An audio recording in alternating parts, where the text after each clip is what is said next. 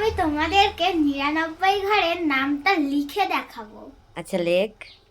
দেখো, প্রথমে ০, ১, ২, ৩, ৪, ৫, ৬, ৭, ৮, ৯ লিখলাম।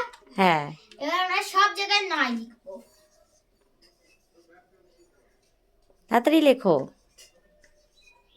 বাহ, তাড়াতাড়ি হচ্ছে। এখানেও ৯ লিখবে, তারপর এবারে এখান থেকে ০ দিয়ে ৮ অব্দি লিখবো।